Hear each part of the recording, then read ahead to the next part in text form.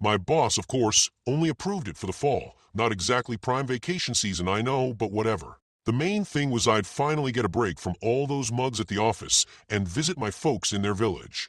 Little did I suspect that this so-called holiday would turn into a living nightmare I was lucky to escape. A bit about me. Just your average guy, scraping by on a pitiful salary, living in the most basic apartment block on the city's outskirts. I used to share the place with my parents, but then they got it into their heads to buy a little place out in the country, about 100 kilometers away, and left me to fend for myself, my initiation into real life, I guess. And me? I was just thrilled. Freedom. And that's the kind of freedom I've been enjoying for almost 4 years now. Can't complain, really, though there's no lady of the house yet, but that's a fixable problem. Anyway, let's get to the main event. Like I said, my parents took off for the boonies, and I occasionally drop by on weekends. This time, I decided to spend my entire break with them to get away from the urban grind, you could say. They'd snagged this little house for a song, got themselves some livestock, and were just living their lives. Early morning bus. By 8 a.m., I was at the station, ticket in hand. Half an hour later, my chariot arrived, and I was on my way. I plugged in my headphones, turned on some tunes, and was out like a light before long. I only woke up as we were approaching the village. Honestly, to this day, I'm not even sure of its name. I just know it's the last stop on the route. Driving into the settlement, I was immediately hit by the scent of pure, simple living. Kids were chasing each other near the general store, a bunch of local drunks were nursing hooch on a bench, and chickens and other barnyard animals were wandering around. My spirits lifted just like that. The bus doors hissed open, and I, slinging my backpack with my laptop and other gadgets over my shoulder, stepped out. The bus stopped right in the village center, where it would turn around and head back to the metropolis. I got my bearings and headed towards my parents' place. It wasn't a long walk, but halfway there, I remembered I was almost out of smokes. Damn, had to go back to the store. And that's when I noticed something I foolishly brushed off. Everyone, the drunks outside the shop, the old folks, everyone was looking right at me. Staring intently, like they'd just seen a spaceship land, I swear to God. It put me on edge, honestly. They all just abruptly stopped talking and doing whatever they were doing and flat out gawked at me. Oh well, the countryside. They don't get city folk every day, dressed decently, with fancy phones and all. Still, it was odd. I'd been here before, and this had never happened. I'm not saying I'm best friends with everyone, but I'd never been on the receiving end of so many weird looks. I ducked into the shop, quickly bought my cigarettes, and marched just as fast toward my parents' house, feeling dozens of eyes on my back. The place was just down the lane, by the way. Entering the yard, I spotted my mom right away. She seemed to be feeding the chickens, and noticing me, she rushed over to hug and kiss me. Behind her, my dad emerged from the shed, shook my hand, and gave me a hug too. "Why didn't you call, son? I would have set the table." "I wanted it to be a surprise, Mom." "You silly boy. You must be starving. Come on inside, I'll whip something up quick." "Let's go, son. I just butchered a pig the day before yesterday, so we've got meat to spare." "Mom will cook up a feast, let's go," I said cheerfully, and was the first through the door. I wouldn't say the house was modern by any stretch. They bought it with its old-fashioned interior and just left it like that. Renovations out in the middle of nowhere are a pricey affair. But I have to say it was cozy. The place felt warm and full of love. And one more thing. I spent the whole day helping with chores and eating. What else is there to do? And I was enjoying it, but only for a while. After a hearty dinner, we turned in for the night. I was in a separate bedroom right across from my parents' room, with the kitchen in between. With my stomach full to bursting, I lay down in bed, propped my laptop on my knees, and started a movie I'd downloaded earlier. Don't even get me started on the internet. I don't think they even know what that is out here. I was on my laptop for an hour, maybe an hour and a half, and was starting to doze off towards the end of the film. That's when it all kicked off. Closing the laptop and turning towards the door, I noticed movement in my parents' room. The clock showed 2 a.m. Through the doorway, I saw my mom get out of bed. She stood up and just stood there. Wasn't doing anything at all, just standing by the bed. And I had this feeling she was looking right at me. It reminded me of the stares from the locals when I first arrived, a similar, deeply uncomfortable sensation. But despite that, I was on the brink of sleep, and it eventually pulled me under. I woke in the morning to a commotion in the kitchen and the amazing smell of pancakes. My thoughts about the night vanished from my head. Mom was bustling around the kitchen, apparently preparing both breakfast and lunch at once. Grabbing a cigarette, I headed outside, but Mom stopped me. "Oh son, you're awake. "Come, have a pancake," she said, and held out a completely charred, blackened pancake, smiling in this really weird way. "Mom, what the? It's burnt to a crisp." "Oh, sorry, son. I'm just completely losing it already." Her expression changed, as if she hadn't been the one to offer me the burnt pancake at all. Weird. It was chilly outside. I threw on my dad's old jacket and went out for a smoke. Dad was outside chopping wood. Well, that's what I thought at first. He was just chopping the stump we use for splitting logs. Have they all lost their minds? Raced through my head. "Dad, hey, what are you doing?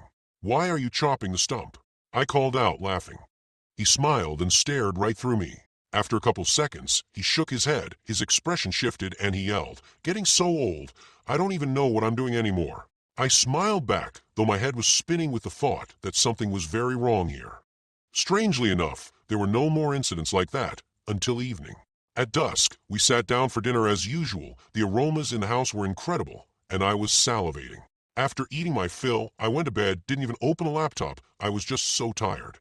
And just as I was drifting off, I heard a terrible crash outside, beyond the yard. First the sound of a car engine and brakes, then an impact like someone had plowed into something at high speed. Then, literally seconds later, I heard movement again in my parents' room.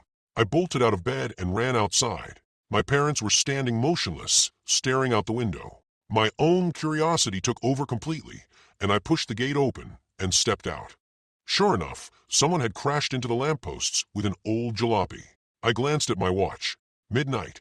Then I turned my head towards our window. The very window my parents were staring out of. They were standing perfectly still in front of it. I got chills all over for some reason. Damn, they were standing there and not moving at all. It was actually frightening me. But what happened next? I don't even know how to write it. So I started moving towards a wrecked car, thinking the driver might need help. But before I could get close, I saw the most terrifying thing that has ever been seared into my memory. From one of the yards, an old woman crawled out. I was already feeling uneasy, and I slowly backed away and hid behind a tree, just watching what would happen next. So, this granny literally crawled out. She was on all fours with these long limbs, but damn, she was wearing a headscarf. More like it, started moving towards the smashed car. Now from other yards, those same kids, drunks, shopkeepers started emerging, except they weren't people anymore. I was shaking, my hair standing on end all over my body, but I watched and couldn't look away, no matter how hard I tried.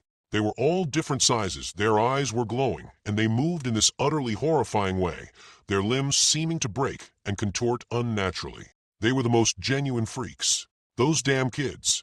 You should have seen their faces. Instead of faces, it was just a mush from which two burning points of light were visible, and that's it. Then it happened. They all rushed the car and started trying to get the driver out. He was alive. He came to. He screamed. Screamed so loud you could probably hear it through the whole village. After a couple of minutes, the screaming stopped. They smashed the glass. First, they pulled him out of the car, and then they just tore him to pieces. Some got arms, others legs, the body, the head. Horrific. I almost threw up. I barely suppressed the gag reflex. A feeling of insane, raging fear completely overwhelmed me. As quietly as I could, so they wouldn't spot me, I moved back toward the house, closed the gate, and immediately heard a tremendous blow against it. It shook me to the core. Did they see me? Another blow followed, and the sound of those creatures' limbs cracking, and I sprinted for the house. I ran inside, thinking the danger was over, but no, I was terribly mistaken. My parents were standing like statues in the exact same pose by the window. Then they apparently heard me come in, and that's when all hell broke loose. There's just no other way to describe it. Mom was standing there, and then her leg just twisted out. Then my dad's arm did the same. Mom bent over backwards like she was doing a bridge. Her eyes lit up, and it was a sight that nearly made me shit myself, literally. In the yard, rustling and crunching sounds started up. I already knew it was those same abominations that had torn the driver apart. All that filth was making different sounds, hissing, crunching, their bones, presumably, rustling. These sounds were driving me insane, and suddenly Mom's neck twisted around, and she said, "Run." I lunged for the window in my room, which faced the other side of the street, and ran without looking back and without knowing where. Screw it, the main thing was to get far away from here. After 20 to 30 minutes of non-stop running through the forest, I came out onto a wide road and just collapsed on the shoulder from exhaustion. But I got lucky then. Within about 10 minutes, I managed to flag down a semi-truck. "What's up, kid? What happened?" "Get in the cab." I climbed in silently, and we drove off. Thanks a lot, I said. So what happened to you? You look not great, to put it mildly, kid. Ah, just running from a village. From what village? One nearby, called Krasnoy or something like that, I think. The driver looked at me with stunned eyes, like I was some kind of idiot. What the hell are you talking about, kid? What village? There aren't any settlements within a 100-kilometer radius of here. Just this road, a few gas stations, that's it. Chills washed over me from head to toe again. Where had I been, then? And what was that place? What happened to my parents? So, I told him everything that had happened. He seemed to believe me, or maybe not, I don't know. I've heard stuff like this before, kid. Weird crap happens around these parts. People disappear and are never found. I've been driving a rig for 20 years. I've heard these stories more than once. Anyway, he gave me a ride to the city, and I walked the rest of the way to my apartment. No money, but thankfully I'd managed to grab my phone. Just insane. I barely made it home, drank some cognac, and passed out. I was woken up by my phone's message ringtone. Mom? Son, why did you leave so early? Forget your things? We're in the city. We're about to have breakfast. Should we bring you something?